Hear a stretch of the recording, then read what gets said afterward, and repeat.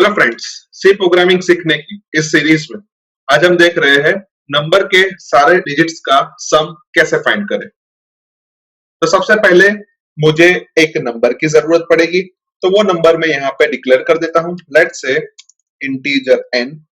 उसके बाद CLR SCR लिख देता हूँ ताकि हमें कोई प्रीवियस आउटपुट दिखाई ना दे, और लास्ट में मैं गेट ch लिख देता हूँ। तो यहाँ पे जो हमने n डिक्लेयर किया उसकी वैल्यू हमें यूजर के पास से लेनी है, और इसी वजह से मैं यहाँ पे एक प्रिंटफ स्टेटमेंट लिखता हूँ, और उस प्रिंटफ स्टेटमेंट के अंदर मैं लिखता हूँ एंटर n। उसके बाद उसके अप्रोप्रिएट एक स्कैनफ स्टेटमेंट लिखता हूँ, और उस स्कैनफ स्टेटमेंट के अंदर मैं लिखता हूँ %d address of n।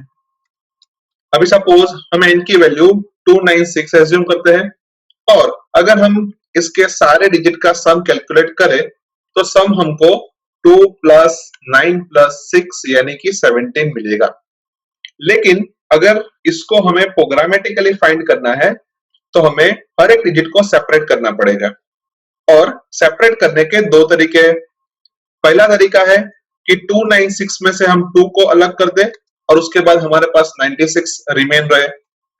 Second iteration में हम 96 में से 9 को अलग कर दें और हमारे पास 6 रिमेन रहेगा, और लास्ट इटरेशन के अंदर हम 6 को अलग करें, कुछ भी नहीं बचेगा यानी कि 0 रहेगा।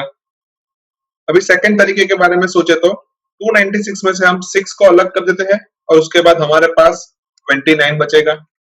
सेकंड इटरेशन में हम 29 में से 9 को अलग करेंगे और 2 हमारे पास बचेगा, और लास्ट इटरेशन में हम 2 को अलग करते हैं और हमारे पास कुछ भी नहीं बचेगा, यानी हम ऐसा बोल सकते हैं कि 0 बचेगा।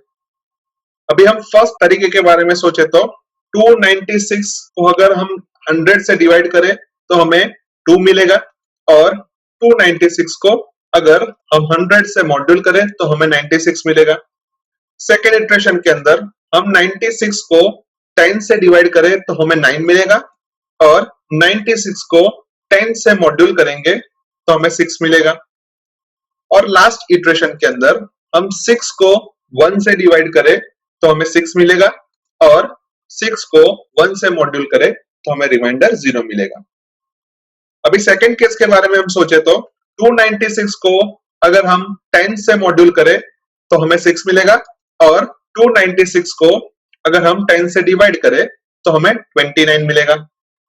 सेकेंड इटरेशन के अंदर 29 को 10 से मॉड्यूल करें तो हमें 9 मिलेगा, और 29 को हम 10 से डिवाइड करें तो हमें 2 मिलेगा। और लास्ट इटरेशन के अंदर 2 को 10 से मॉड्यूल करें तो हमें 2 मिलेगा, और 2 को 10 से डिवाइड करें तो हमें 0 मिलेगा।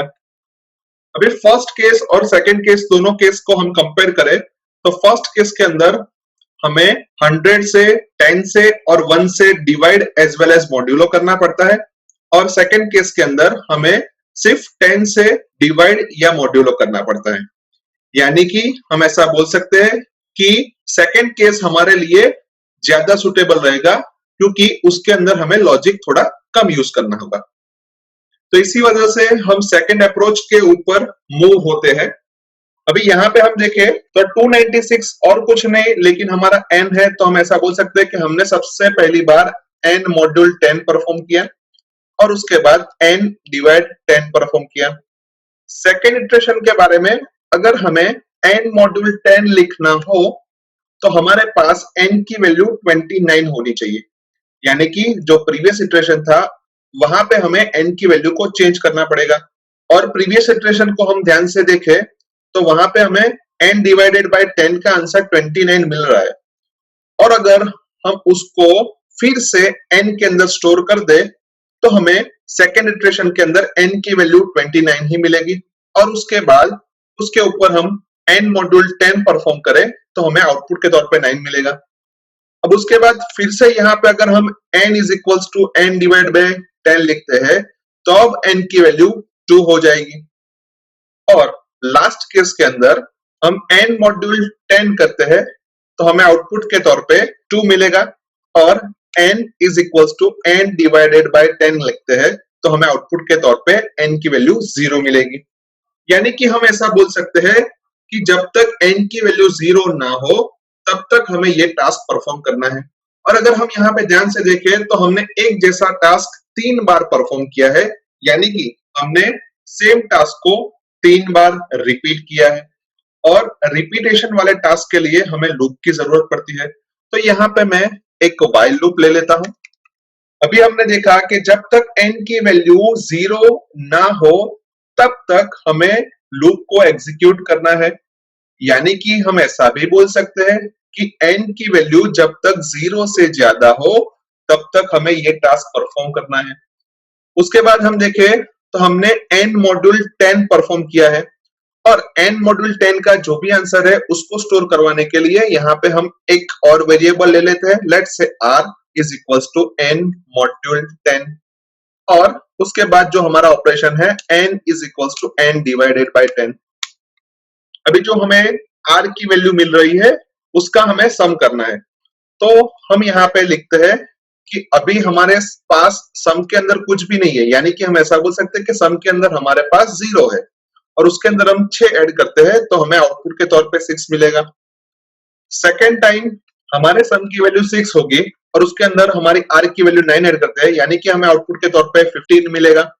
और उसके बाद लास्ट केस में हमारे सम की वैल्यू 15 है और उसके अंदर हम 2 ऐड करते हैं तो हमें आउटपुट के तौर पे 17 मिलेगा। यानी कि हम ऐसा बोल सकते हैं कि हमने यहाँ पे जो r की वैल्यू मिली उसको सम की वैल्यू के अंदर ऐड किया और जो भी रिजल्ट आया उसको फिर से सम के अंदर असाइन कर दिया।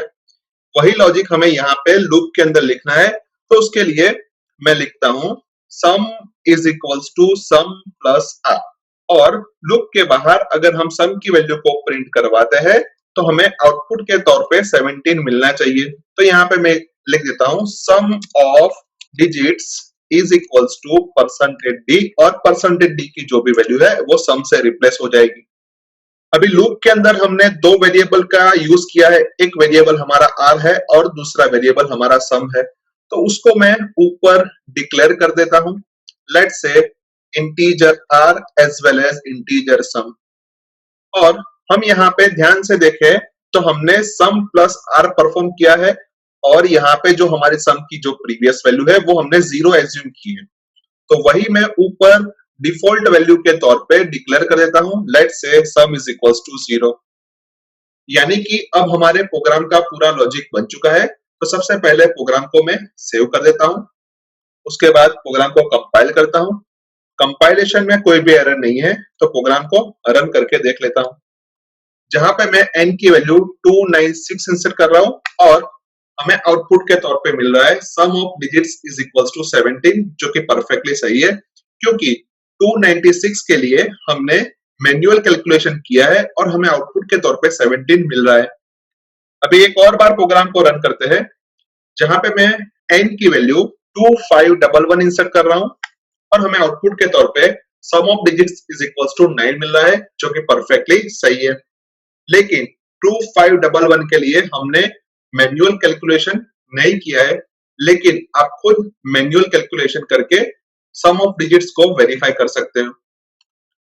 एक और बार प्रोग्राम को रन करते हैं जहां पे मैं n की वैल्यू -345 इंसर्ट कर रहा हूं और हमें आउटपुट के तौर पे मिल रहा है sum of digits is equals to 0, जो कि गलत है क्योंकि अगर हम -345 के सम ऑफ डिजिट्स का कैलकुलेशन करें तो हमें आउटपुट के तौर पे 12 मिलना चाहिए, लेकिन वो हमें नहीं मिल रहा है क्योंकि यहाँ पे हमारी n की वैल्यू नेगेटिव है और जब भी सबसे पहली बार हमारे लूप की कंडीशन चेक होगी उस टाइम कंडीशन गलत हो जाएगी और कंट्रोल हमारा लूप के अंदर जाएगा ही नहीं और इसी वजह से हमें सम की जो भी डिफॉल्ट वैल्यू है वो आउटपुट के तौर पे मिल रही है। यानी कि अगर हमें नेगेटिव नंबर का सम फाइंड करना है तो नंबर को हमें लूप से पहले पॉजिटिव करना पड़ेगा।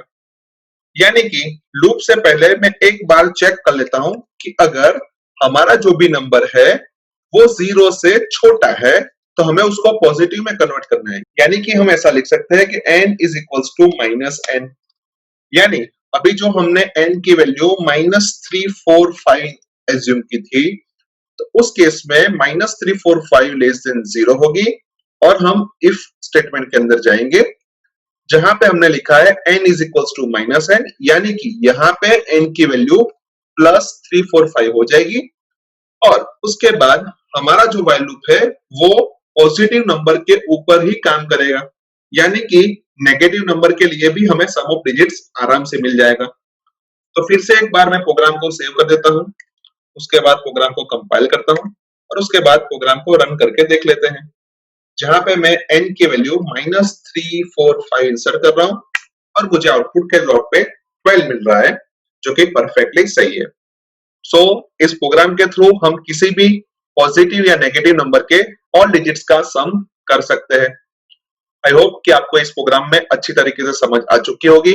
आज के वीडियो में बस इतना ही। नेक्स्ट वीडियो में फिर से मिलेंगे। Thank you very much.